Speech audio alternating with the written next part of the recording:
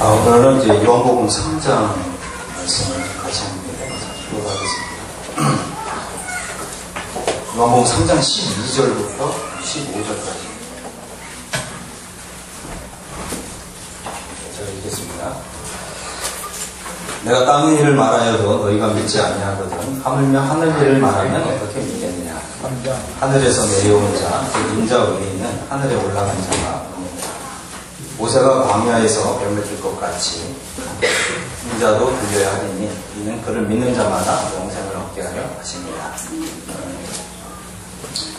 요한복음은 그리스도인을 위한 복음이다라고 불릴 정도로 참 그 깊이가 있고 참 그 넓이가 있고, 그래서 우리가 이제 이 요한복음 말씀을 묵상하면 할수록 우리의 믿음이, 신앙이 깊어지고 넓어지는 이러한 은혜를 받을 수가 있습니다. 우리는 이제 이 요한복음을 통해서 생명을 얻고 더 풍성한 삶을 얻는 길을 발견할 수가 있습니다. 요한복음의 특징은 우리로 하여금 생명을 얻게 하고 더 풍성한 삶을 누리게 하는 그러한 하나님의 은혜가 담겨 있습니다. 근데 사실 많은 경우에 이제 우리의 신앙은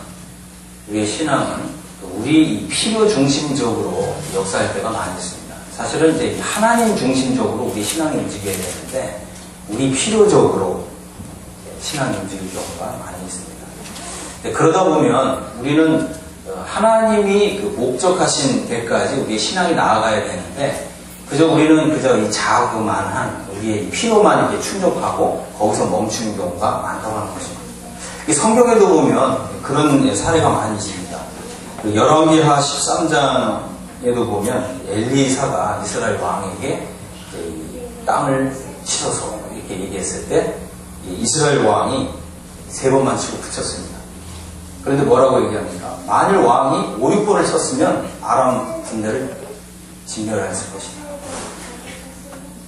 왜 이렇게 5, 6번을 쳐야 되는데 3번만 치고 그치냐?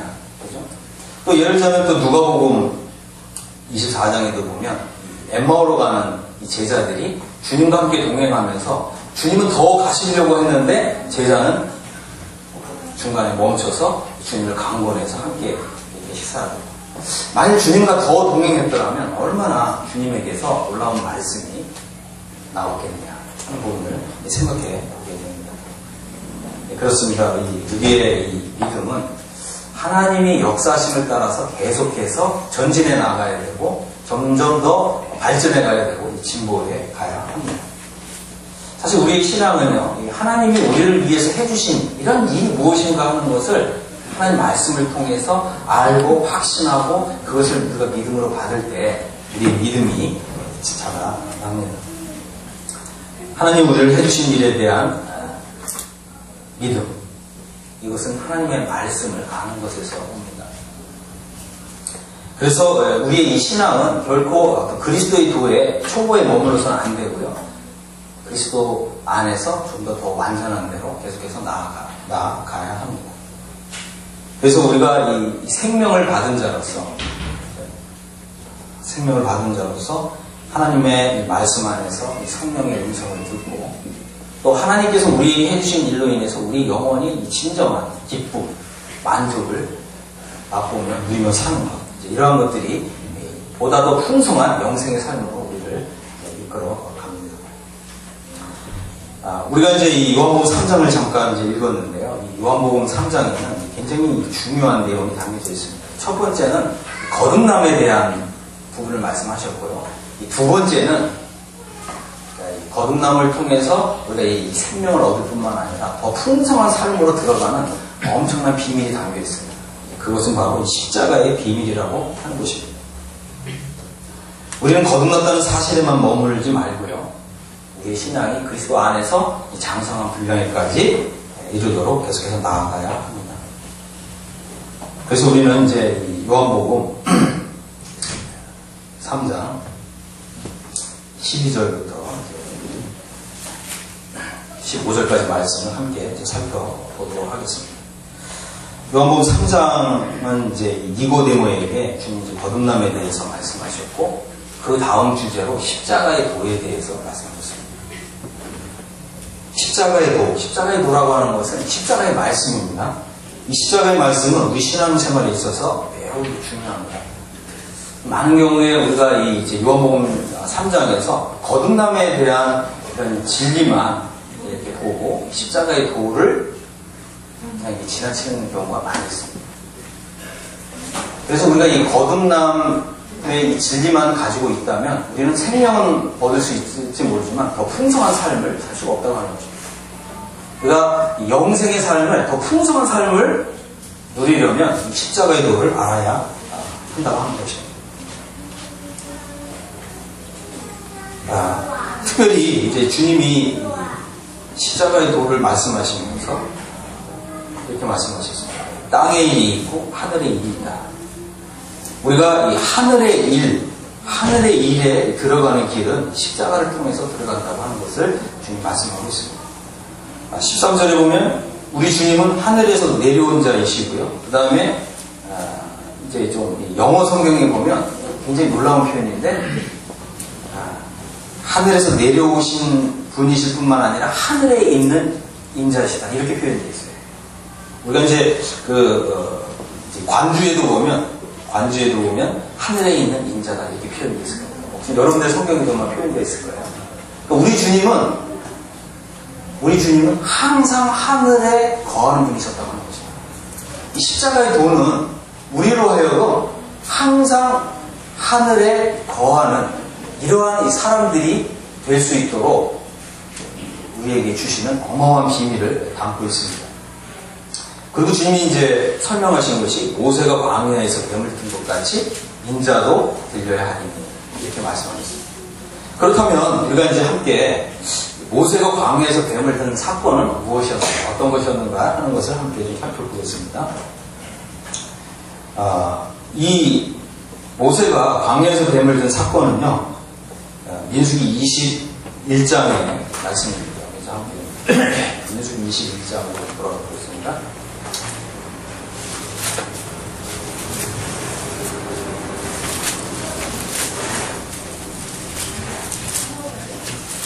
(21장 4절인데요) 우리가 잘 아는 대로 민수기 사건은 하나님의 백성들이 경험한 사건입니다. 그것도 이미 출애굽해서 이제 이 이스라엘 백성들이 광야 생활 가운데서 겪게 된 그런 사건입니다. 이제 좀 잠깐 보면요, 4절부터 백성이 호르산에서 출발하여 홍해길을 따라 애굽 땅을 우회하려 하였다가 길로 말미암아 백성의 마음이 상하니라. 백성이 하나님과 모세를 향하여 원망하되 어찌하여 우리를 애굽에서 인도해내어 이 광야에서 죽게 하는가. 이곳에는 먹을 것도 없고 물도 없도다. 우리 마음이 이 하찮은 음식을 싫어하노라 하니 여호와께서 불뱀들을 백성 중에 보내어 백성을 늘게 하심으로 이스라엘 백성 중에 죽은 자가 많은지라. 백성이 모세에게 이르러 말하되 우리가 여호와 당신을 향하여 원망함으로 범죄하였사오니 여호와께 기도하여 이 뱀들을 우리에게서 떠나게 하소서. 모세가 백성을 위하여 기도하며 여호와께서 모세에게 이르시되 불뱀을 만들어 장대 위에 매어라라. 물린 자마다 그것을 보며 살리라. 모세가 노뱀을 만들어 장대 위에 다니 뱀에게 물린 자가 노뱀을 쳐다본즉 모두 살더라. 이 주님이 이 요한복음 3장에서 거듭남에 관한 이 중요한 진리를 설명하시면서 왜 하필이면 민수기 사건을 인용하시는가 하는 것입니다. 이 민수기 사건은 이스라엘 백성들이 애굽 땅에 있을 때 경험한 사건이 아니라 이미 그 어린 양의 피를 통해서 이스라엘 백성들이 이미 구속함을 받고 이미 신앙생활을 시작한 이스라엘 백성들이 경험한 사건입니다. 우리는 이제 이 사건을 통해서 아주 중요한 것을 보게 되는데요. 우리가 이 신약시대에 신앙생활을 하는 데 있어서는 거듭남만으로 충분한 것이 아니라 이스라엘 백성들에게서 나타난 아주 중요한 그것이 무엇이냐면 바로 우리의 육신 속에 흐르는 이 죄성을 처리하는 이런 놀라운 진리를 주님께서 요한복음 3장을 통해서 우리 교훈하시기로 원하셨다고 하는 것입니다. 우리가 이 생명을 얻고 더 풍성한 영생의 삶을 사는 데 있어서 우리의 이 영생의 삶을 방해하는 것이 무엇이냐면 밖에 있는 것이 아니라 우리 속에 있는 것입니다. 그것이 뭐라고요? 우리 속에 흐르는 죄성 문제라고 하는 것입니다. 주님은 이제 이 요한복음 3장에서 니고데모에게 거듭남을 말씀하시고요. 그리고 우리가 이제 하나님의 생명을 받은 자로서 신앙생활을 해나가는 데 있어서 가장 큰 이 원수, 대적이 무엇이냐면 우리 속에 흐르는 죄성이라는 것입니다. 이것이 처리되어야 우리가 이 풍성한 영생의 삶을 맛보고 누린다고 하는 것입니다. 민수기 이제 21장 4절부터 잠깐 보겠습니다. 여기를 보면 이스라엘 백성들이요 길로 인해서 마음이 상했습니다. 어쩌면 이 이스라엘 백성들은 자신들이 이 애굽에서 나온 이후에 뭔가 자신들의 이 신앙생활이 아주 편하고 쉬울 줄로 생각을 했습니다. 하지만 하나님께서는요 이 어린 양의 피를 통해서 구속함을 받은 사람들에게 무엇을 허락하셨냐면 광야를 허락하셨습니다. 광야가 무엇입니까? 광야의 의미에 대해서 좀 말씀을 드리려고 합니다. 광야는 무엇이냐면 우리 잠깐 이제 신명기를 좀 보겠습니다. 신명기 8장입니다. 주님이 우리에게 어린 양의 피를 통해서 구속함을 받은 우리에게 광야를 허락하시는 것을 보게 됩니다. 광야의 의미가 무엇입니까? 8장 1절부터 보면 내가 오늘 명하는 모든 명령을 너희는 지켜 행하라. 그리하면 너희가 살고 번성하고 여호와께서 너희의 조상들에게 맹세하신 땅에 들어가서 그것을 차지하리라. 내 하나님 여호와께서 이 40년 동안에 내게 광야길을 걷게 하신 것을 기억하라. 광야길을 걷게 하셨습니다. 이것은 믿음의 길이고 믿음으로 가는 길입니다. 하나님께서 광야길을 허락하신 이유는 너를 낮추시며 너를 시험하사 내 마음이 어떠한지 그 명령을 지키는지 지키지 않는지 알려 하십니다. 하나님이 우리를 시험하신다고 하는 것입니다. 하나님의 시험을 여러분 아십니까? 3절 너를 낮추시며 너를 줄이게 하시며 또 너도 알지 못하며 내 조상들도 알지 못하던 만나를 내게 먹이신 것은 사람이 떡으로만 사는 것이 아니요 여호와 입에서 나오는 모든 말씀으로 사는 줄을 내게 알게 하려 하십니다. 이 40년 동안에 내 의복이 헤어지지 아니하였고 내 발이 부르트지 아니하였다. 네. 6절 내 하나님 여호와의 명령을 지켜 그 도를 행하며 그를 경외하지 마라. 그렇습니다. 모든 거듭난 사람은요 광야를 통과해야 합니다. 하나님께서 우리에게 이 광야 길을 허락하시는 것은 우리를 시험하시는 거예요. 뭘 시험하신다고요? 하나님 말씀에 순종하는지 순종하지 않는지. 우리가 이 영생의 삶을 사는 데 있어서 하나님 말씀을 순종하는 것은 너무나 중요한 거죠. 우리가 하나님 말씀을 순종하지 않고도 영생의 삶을 산다고 이렇게 말할 수 있나요? 정말 그렇게 말할 수는 없습니다. 나는 하나님 말씀을 완전히 무시하고요. 하나님께서 성경에서 어떻게 말씀하시는지 관심도 없고요. 성경도 읽지 않고요. 그리고 난 신앙생활을 잘한다. 이렇게 말할 수 있나요? 그렇게 말할 수 있는 사람은 아무도 없어요. 그런데 오늘날 많은 경우에 많은 사람들이 이렇게 하나님 말씀을 읽지 않고 하나님 말씀을 순종하지 않으면서 무고한 사람의 삶을 산다는 것이죠. 그저 나는 거듭났고 난 구원받았고 난 구원의 확신이 있고 근데 성경을 상고하지 않아요. 성경을 정말 내 삶에 중요한 정말 이 지표로 표준으로 삼지 않습니다. 그러다 보니까 어떻게 돼요? 믿는 사람들이 믿지 않는 사람들보다 더 못하다고 하는 비평과 비난을 받는 것입니다. 그러다 보니까 주님 믿은 지 30년 막 이렇게 돼도 많은 사람들이 의심하는 거예요. 저 사람 구원받은 사람 맞나? 여러분 이렇게 의심받아 본 적 있으세요? 왜 그렇습니까? 우리가 이 광야라고 하는 이 시험을 받고 있기 때문에 그렇습니다. 하나님께서는요 우리 마음을 시험하십니다. 하나님 말씀을 지키는지 지키지 않는지 또 하나님 말씀에 순종하는지 순종하지 않는지를 시험하십니다. 그래서 우리를 낮추시고요 우리를 줄이게도 하시고 우리가 이 주님 믿고 나서 굉장히 의기양양했습니다. 나 이제 구원받은 사람. 그런데 실제로 우리 주변에서 일어나는 일들은 전부 나를 이렇게 낮추기 위해서 전부 누르는 거예요. 그죠? 가족들도 나를 누르고, 맞죠? 아내도 누르고, 남편도 나를 누르고, 맞죠? 또 교회 안에서 또 일꾼들도 나를 누르고, 그죠? 나를 눌러요. 왜 누르냐? 이것이, 모든 것이, 그죠? 나를 낮추기 위한 하나님의 시험이라고 하는 것입니다. 우리는 이 시험을 통과해요. 무엇으로요? 하나님 말씀을 순종합니다. 이 길 외에는 없다고 하는 것입니다. 그래서 어떤 때는 우리가 다른 사람들의 이 누르는 힘 때문에 굉장히 마음이 괴로워요. 광야길은 괴로운 삶의 연속입니다. 그때 우리는 어떻게 해야 됩니까? 우리는 하나님 말씀을 하나님 앞에 기도하고, 왜 하나님 저에게 이런 일이 닥쳤습니까? 우리는 하나님 말씀을 상고하면서 하나님께서 바로 우리가 지금 당하고 있는 그 일, 그 상황에 맞는 그런 말씀을 주세요.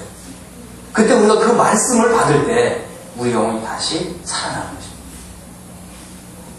그러나 더 중요한 것은 하나님 말씀을 통해서 우리가 배우는 것은 무엇이냐면 우리 속에 흐르는 죄성을 발견합니다.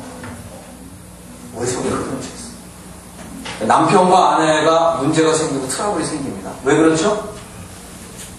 많은 경우에 그래요. 하나님 왜 이런 아내를 제게 주셨습니까? 하나님 왜 이런 남편을 제게 주셨습니까? 전부 하나님 원망하는 거예요. 그죠? 하나님이 주신 이 사람 때문에 제가 이렇게 아니에요. 사실은 내 속에 흐르는 죄성 때문에 그런 거죠. 우리가 이것을 발견해요. 그리고 하나님 앞에 엎드려야 돼요. 그럴 때 하나님께서는 우리에게 닥친 이러한 이 환경들을 넘어설 수 있는 믿음과 영성을 허락하십니다. 우리는 하나님의 입에서 나오는 말씀으로 산 이러한 사람들입니다. 하나님의 이 말씀, 우리 영혼에 하나님 말씀이 없기 때문에 정말 이 굶주림 이런 거 경험해 보신 적 있습니까?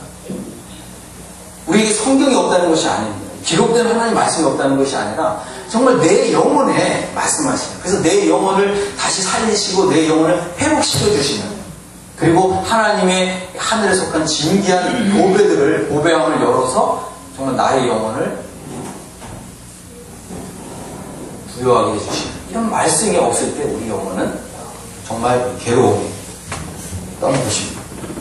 그러나 우리는 언제라도 하나님께 나아갈 때 하나님께서는 이 하늘로부터 하나님의 입에서 나오는 말씀을 통해서 우리 영혼을 살려주십니다.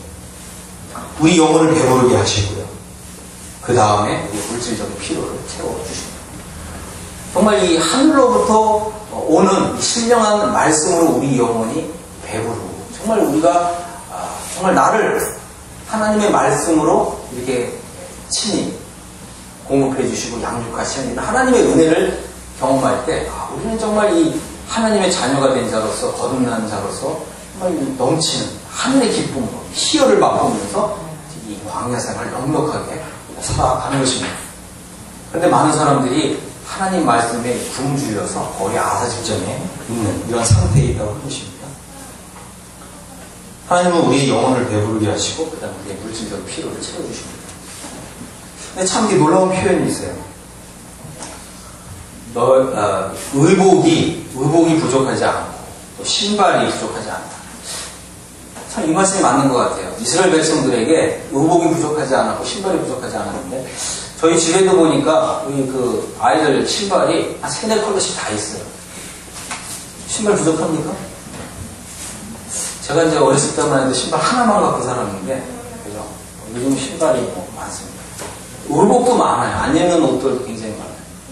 한번 이제 여러분 집에 가서 옷장을 한번 열어보세요. 안 입는 옷이 너무 많아요. 그죠? 하나님께서 굉장히 우리 광야 생활 동안에 의복이 헤어지지 않고 너의 발이 부르트지 않도록 이렇게 하셨습니다. 우리는요, 영적인 것이 먼저고 물질적인 것이 나중이라고 하는 것을 배울 필요가 있습니다. 이 순서가 이렇게 바뀌게 되면 우리의 이 신앙생활에는 어마어마한 재앙이 오게 됩니다. 우리는 먼저 영적인 법칙을 배워야 됩니다. 사실 하나님의 징계도 이러한 이 영적인 법칙을 배우게 하시는 하나님의 방법입니다. 우리가 이 물질적인 것을 먼저 앞에 두고 쫓아가게 될 때 하나님께서는 자기 자녀를 사랑하신 그런 아버지의 심정으로 징계의 손을 내미신다고 하는 것입니다. 그래서 우리는 먼저 그의 나라와 그의 의를 구해야 되는 거죠. 그리하면 이 모든 것을 넉넉하게 채워줍니다. 또 우리가 행복하지 않은 것은 영적으로 만족하지 않기 때문에 그렇습니다. 하나님의 말씀 돌아가시고 또 우리 자신의 실패, 영적인 실패에 대해서도 하나님 앞에서 인정하시고 또 우리 속에 흐르는 죄성에 대해서 분명하게 보시고 하나님 앞에 엎드리는 이런 시간을 갖게 될 때 우리 신앙생활에 있어서 새로운 전기가 마련이 됩니다. 주님이 이제 우리에게 교훈하시는 것은 이제 우리로 하여금 이제 하나님 말씀을 알고 하나님 말씀의 맛을 알고 하나님 말씀을 통해서 우리 영혼이 부여하게 되는 이러한 영적인 법칙을 알고 이제 하나님의 말씀을 지키고 순종할 수 있는 이런 능력을 얻는 것입니다. 우리는 이제 하나님을 경외하는 삶을 사는 이것이 우리의 본분이라고 하는 것을 이제 우리 신앙에서 확실하게 정립하게 될 때 우리 신앙은 새로운 전기를 마련하게 됩니다. 그런데 이제 이스라엘 백성들은 이제 신앙에 있어서 실패했습니다. 왜냐하면 그들 속에 흐르는 죄성 때문이었습니다. 우리가 이제 우리 속에 흐르는 죄성은 어떻게 작용하는가 하는 부분을 좀 살펴보겠습니다. 우리 속에 있는 죄성은 어떻게 작용하는가? 첫 번째는 하나님이 정하신 이 믿음의 길에 대해서 원망하고 불평하는 것으로 나타납니다. 하나님이 왜 나를 구원하셔서 왜 이렇게 나를 이렇게 낮추시고 주시기도 하시고 왜 이러한 믿음의 길을 정하셨는가? 하나님을 원망스럽다. 왜 하나님이 나를 구원하셨지? 이러한 이 하나님께 대한 이제 원망의 말들이 우리 속에서 이제 쏟아지기 시작한다고 하는 것입니다. 어떤 분은 이렇게 얘기하죠. 이럴 거면 구원받지 말 거야. 이렇게 신앙생활이 힘들 줄 알았더라면 예수님을 믿으라고 이렇게 강권할 때 도망갈 거야. 이런 이 후회 말들을 토해내는 것입니다. 이것은 다 하나님이 정하신 이 믿음의 길로 인해서 마음이 상하고 그 마음이 상한 것 때문에 원망의 말을 토해내는 것입니다. 한번 잘 생각해 보세요. 나는 혹시 우리 가족에 대해서 원망하는 말을 최근에 한 일이 있는가? 우리 부모님에 대해서 원망하는 말을 한 적이 있는가?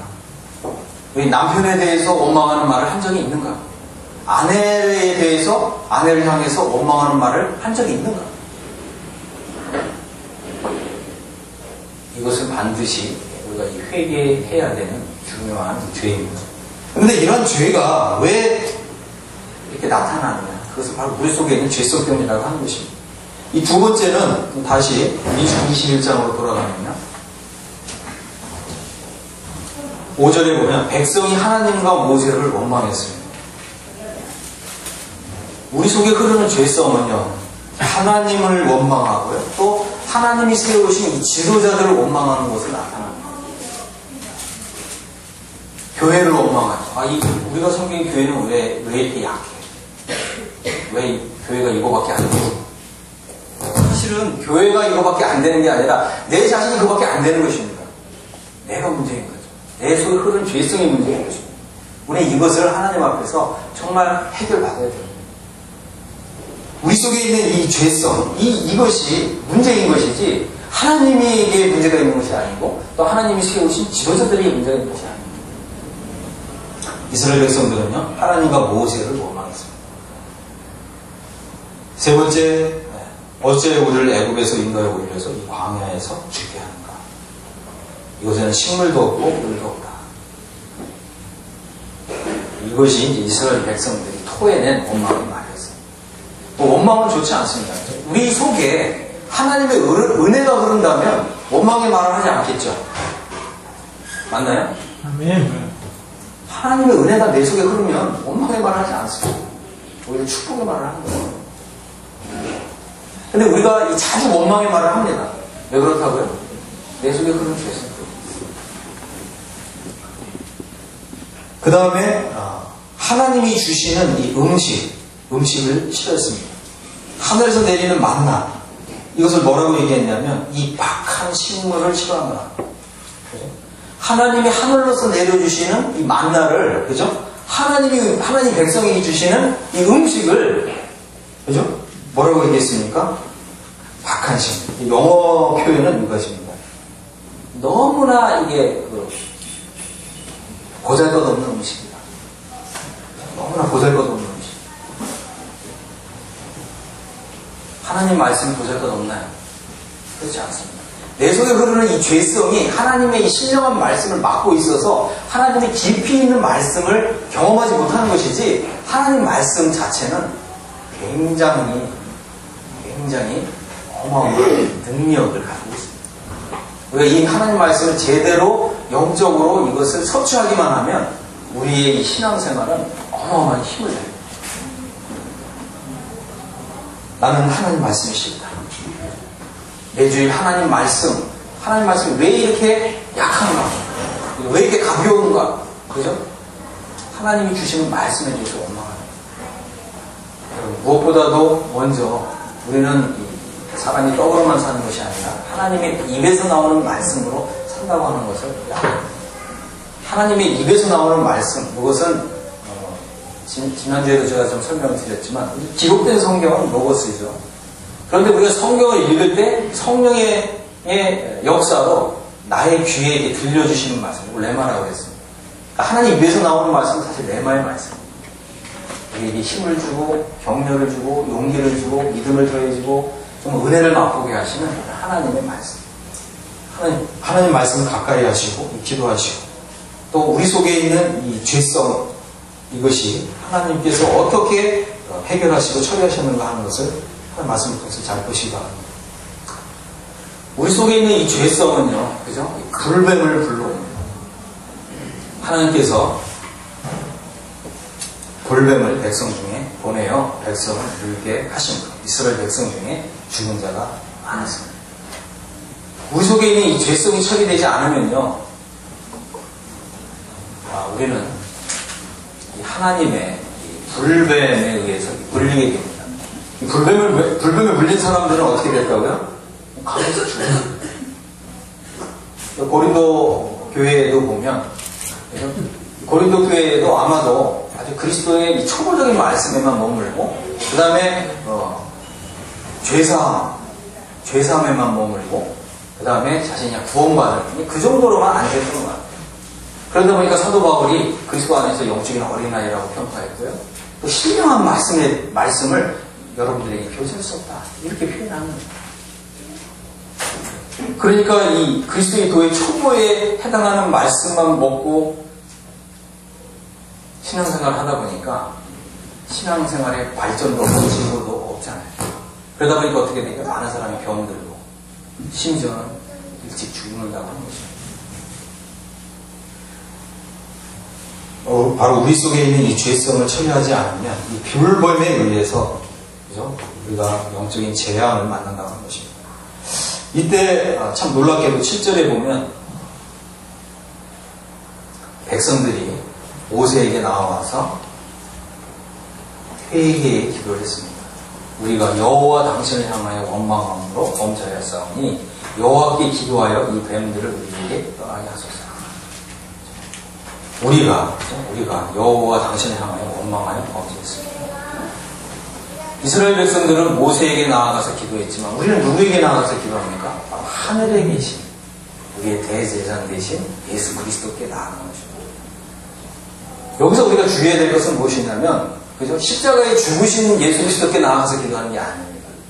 부활해서 영광중에 앉아 계신 예수 그리스도, 그분에게 나아가서 기도하는 것입니다.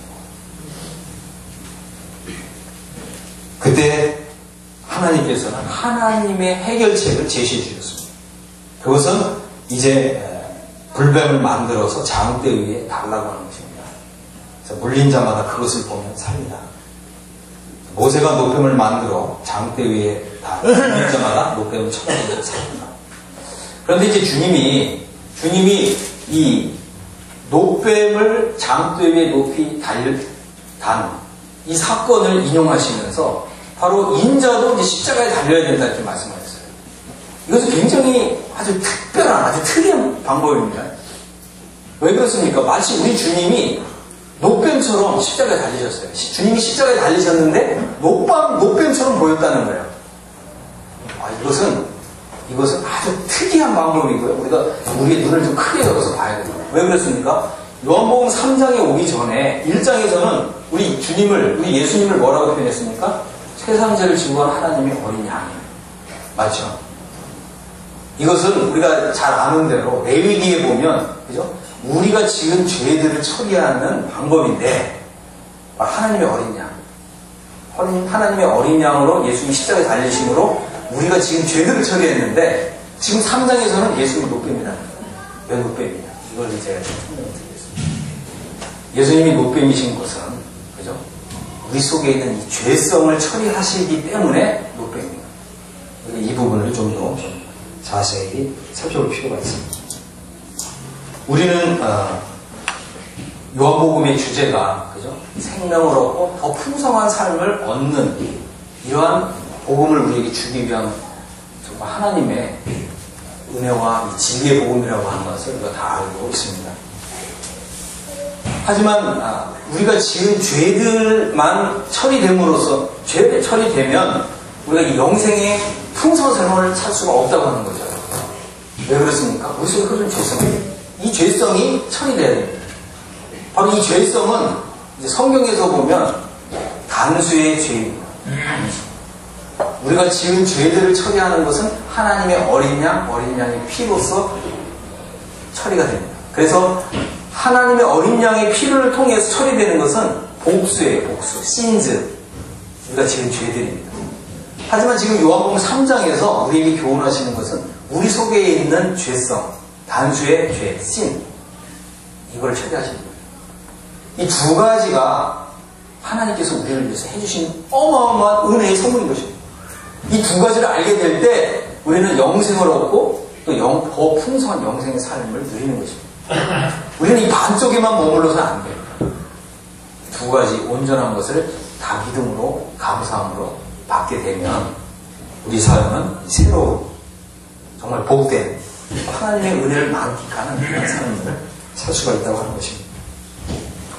우리가 이 거듭났다고 해서 우리 속에 있는 죄성이 처리됩니까? 아니요. 우리가 거듭난 것은 우리 속에 있는 죄성이 처리되는 하나님의 방법이 아닙니다. 우리가 지은 죄들을 해결하는 것은 세상 죄를 지고 가는 하나님의 어린 양, 그리고 어린 양의 피를 통해서 죄사함을 받는 것으로 처리가 됩니다. 우리가 이 이스라엘 백성들의 경우를 살펴보더라도 이스라엘 백성들은요, 6월절 어린 양의 피를 통해서 애굽에서 나왔습니다. 그리고 지금 민수기 21장은 이스라엘 백성들이 어린 양의 피의 보호 아래에 있었어요. 우리도 마찬가지입니다. 우리도 6월절 어린 양이신 예수 그리스도의 피를 믿는 믿음 가운데 있을 때 우리는 어린 양의 피의 보호를 받습니다. 그러나 이 이스라엘 백성들이 광야 생활을 통해서 그들 속에 있는 이 죄성을 발견해내야 됐습니다. 하나님을 향해서 원망의 말을 하고, 그죠? 또 하나님이 주시는 이 말씀을 싫어하고 오히려 세상으로 돌아가서 세상에서는 내가 이런 즐거운 일도 행했고 내가 세상에 있을 때는 또 이런 것도 해봤고 저런 것도 해봤고 그때가 오히려 더 자유로웠다. 많은 사람들이 이렇게 생각합니다. 이스라엘 백성들뿐만 아니라 오늘날.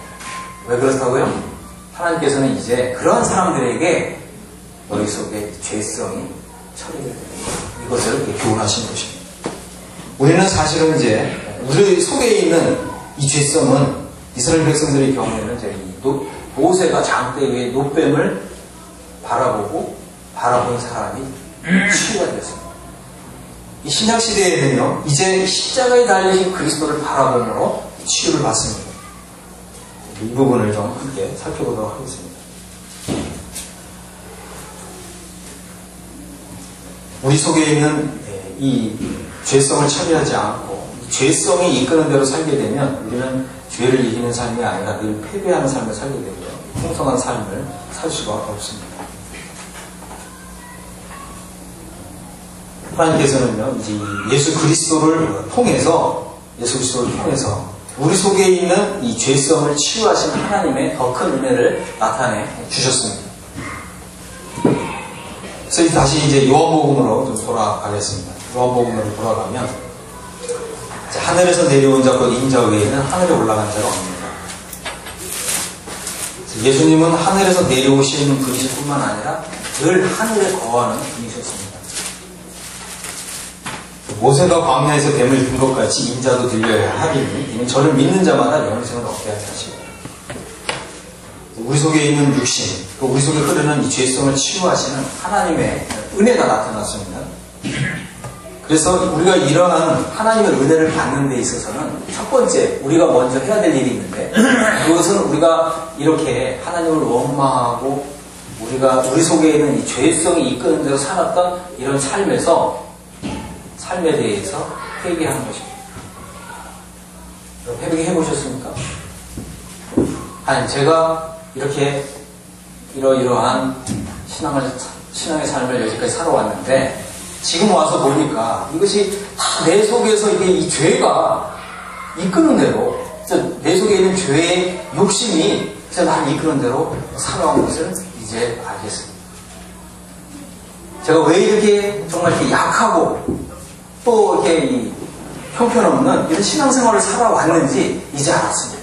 이제 보니 전부 내 안에 있는 이 죄성에 굴복하는, 이기는 삶이 아니라 늘 이 굴복하는 이런 삶을 살았습니다. 제가 주님 여기서 돌이키길 원합니다. 이러한 회개의 기도가 필요하다고 합니다. 우리는 이런 이 과거에 실패했던 삶을 그냥 아무렇지도 않은 것처럼 하나님 저 여기 있습니다. 저에게 그냥 복을 주십시오. 그것은 신앙의 아주 초보일 경우에는 가끔 통하기도 하는데, 그죠? 좀 더 그리스도 안에서 완전한 대로 나아갈 때는 그게 안 통합니다. 네. 안 통한다는 거 아시겠습니까? 네. 안 통합니다. 하나님은요, 때로는 엄한 아버지처럼 규율이 있고 훈계가 있는 분이었어요. 그래서 우리가 이렇게 그냥 윙크한다고 해서 그냥 넘어가시는 분이 아니에요. 과거의 삶에 대해서 이제 돌이키고자 하는 마음이 필요하다고 하는 것입니다. 가끔은 이제 우리 막내 딸이 자기가 잘못해놓고 윙크하고 넘어가려고 그래요. 근데 이제 제가 아버지로서 마음을 딱 붙이면 그 윙크 통합니까? 안 통합니까? 안 통하죠. 마찬가지예요. 하나님께서도요, 우리가 이 그리스도 안에서 장성한 자로 이렇게 나아가게 하실 때에는 엄격한 원칙이 있어요. 과거에 실패했던 삶, 연약했던 삶, 그래서 죄에 져서 늘 실패하는 삶, 이런 삶으로부터 돌이키기 위해서는 회개가 필요합니다. 두 번째는 이제 십자가를 바라보라고 하는 것입니다. 우리 주님이 십자가에 못 박히셨습니다. 십자가에 못 박히신 그리스도를 바라봅니다. 근데 이것은 우리가 지은 죄들을 처리하기 위해서 하나님의 어린 양으로서 십자가에 못 박히신 그 그리스도가 아니라 노뱀으로서 십자가에 달리신 그리스도입니다. 차이가 있어요. 왜 주님은 노뱀으로서 십자가에 달리셨냐? 이걸 좀 설명해 드리겠습니다. 이것은 로마서 8장 3절에 있습니다. 로마서 8장 3절을 보면 이렇게 말씀하겠습니다. 율법이 육신으로 말미암아 연약하여 할 수 없는 그것을 하나님은 하시나니 곧 죄를 인하여 자기 아들을 죄 있는 육신의 모양으로 보내어 육신의 죄를 정죄하셨다고 했습니다. 여기 보면 로마서 8장은 사실 6, 7, 8장의 주제는 우리가 지은 죄들을 처리하는 하나님의 방법이 아니라 우리 속에 있는 죄성을 처리하는 하나님의 방법을 설명하고 있습니다. 예수님이 십자가에 달리셨는데 어떻게 달리셨다고요? 죄 있는 육신의 모양으로 달리셨대요. 예수님에게 죄가 있습니까? 없습니까? 없어요. 근데 예수님이 노뱀으로 달리셨기 때문에. 그래서 예수님이 노뱀이시라고 하는 것은 크게 두 가지 의미가 있습니다. 이 부분을 조금 이제 나중에 말씀드리겠습니다. 그 전에 이제 갈라디아서 6장 14절을 잠깐 보겠는데요. 여기 보면 세 개의 십자가가 나옵니다.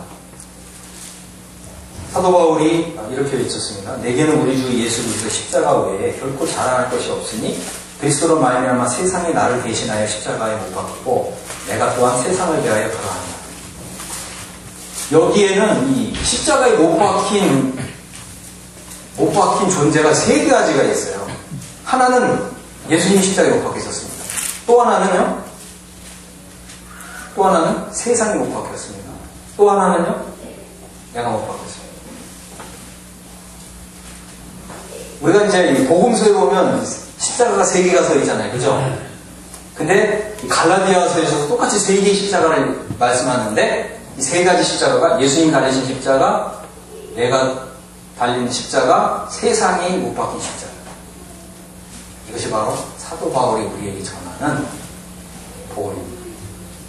내가 그리스도와 함께 십자가에 못 박혔다. 그러면 예수님이 십자가에 못 박히셨을 때 왜 노뱀처럼 보였냐? 그죠? 그 노뱀의 모습은 사실은 나의 모습이에요.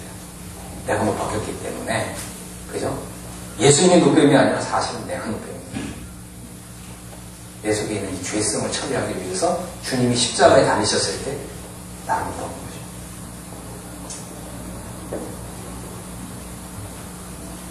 모세가 노뱀을 만들어서 장대 위에 달았을 때 뱀에게 물린 자마다 노뱀을 쳐다보면서 살았어요. 마찬가지로요, 우리가 이제 그리스도의 십자가를 바라볼 때 내가 그리스도와 함께 십자가에 못 박혔다고 하는 이 믿음으로 바라보게 될 때 우리의 이 죄성이 처리된다고 합니다. 내 속에 있는 죄는요, 죽은 사람에 대해서는 결코 유혹하거나, 그죠? 이 죄는 죽은 사람에 대해서는 어떻게 할 수가 없다는 거죠. 유혹할 수도 없고, 또 나에게 왕노릇할 수도 없고, 그죠? 그러나 내가 죽었다고 하는 믿음이 없는 사람들에게 죄는 얼마든지 나에게 와서 나를 유혹하고, 그죠? 나에게 왕노릇. 하지만 내가 그리스도 앞에 죽었다고 하는 이 믿음에 굳건하게 서 있는 사람은 죄가 나를 유혹하지 못한다고 하는 것입니다. 이제 요한복음 3장에 다시 오면 요한복음 3장에 오면 예수님께서 십자가에 달리셨어요. 예수님이 십자가에 달리신 것은 노뱀으로서 십자가에 달리신 것입니다. 이것은 바로 나도 그리스도와 함께 십자가에 못 박혔다고 하는 의미입니다. 로마서 6장 5절은 만일 우리가 그의 죽으심을 본받아 연합한 자가 되었으면 또한 그의 부활을 본받아 연합한 자가 되리라. 이렇게 말씀하고 있습니다. 이것은 우리의 믿음을 요구하는 것입니다. 왜 그동안 우리가 거듭났고 이미 생명을 가진 자가 되었고 신앙생활을 했는데 왜 늘 이 죄에 패배하며 살았냐? 이 믿음이 오지 않았기 때문입니다. 하지만 우리가 이제 예수님의 십자가를 바라보면서 내가 그리스도와 함께 못 박혔다. 내가 이미 죽었다고 하는 이 믿음을 고백하게 되면 우리의 신앙생활은 이제 180도 완전히 바뀐 이런 삶을 살게 됩니다. 하나님의 은혜의 선물은 우리가 이 생명을 얻는 것이고 더 풍성한 삶을 얻는 것입니다. 근데 우리가 이제 이 생명을 얻은 자로서 우리 속에 흐르는 이 죄성이 내가 그리스도와 함께 못 박힘으로써 이 죄성이 처리되었기 때문에 더 이상 이 영생의 삶을 방해하는 이 원수가 이미 해결되고 처리되었기 때문에 우리 영생의 삶을 방해할 것이 이제 없는 것입니다. 왜냐하면 우리가 이 믿음에 나아가기 때문에 그렇습니다. 하나님의 은혜에서 더 큰 은혜로 나아갔기 때문에 그렇습니다.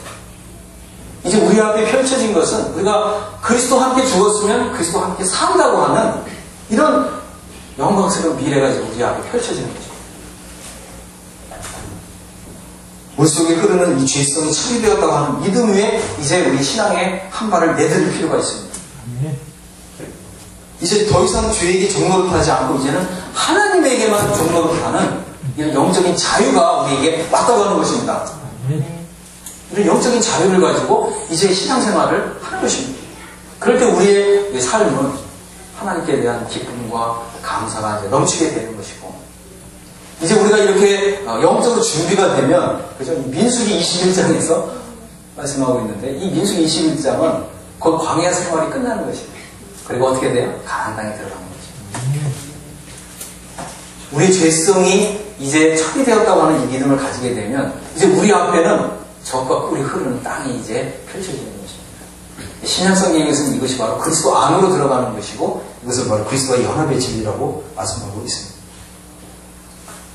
이제 좀 더 이런 진리의 말씀들을 좀 더 많이 함께 좀 공부하고 또 상고하고 또 함께 기뻐하고 이제 그럴 필요가 있습니다.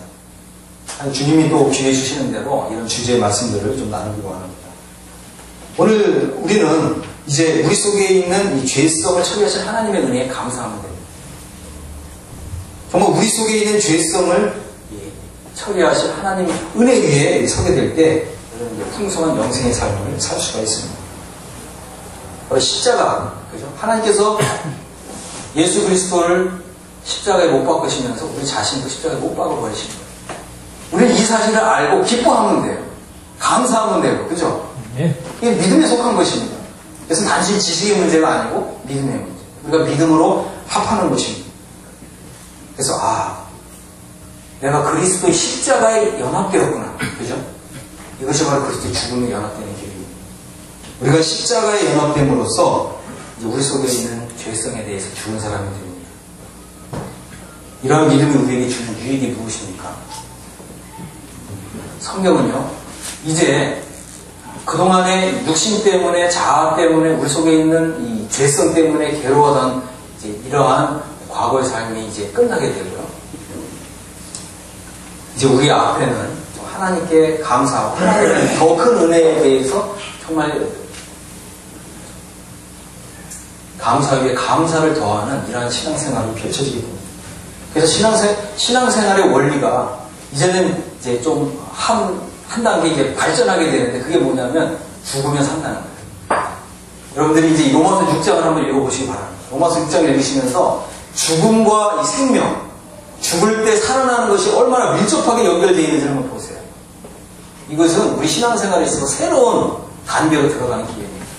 그렇게 하시겠습니까? 네. 요즘 우리 신앙생활 하기 굉장히 힘들죠? 괴롭죠? 근데 뭐 때문에 괴로워요? 나 때문에 괴로워요. 내 속에 있는 자아, 육신 때문에 괴롭습니다. 근데 나의 이 자아, 육신이 죽었다고 하는 이런 하나님의 더 놀라운 이런 역사를 믿음으로 받아들이게 될 때 하나님께 감사합니다. 하나님 은혜가 정말 놀랍구나. 성경 뭐라고 얘기합니까? 우리가 더 깊은 신앙으로 들어가려면 어떻게 하라고요? 죽으라. 그래야 하면 살리라. 아멘? 아멘. 네, 기도 마치겠습니다.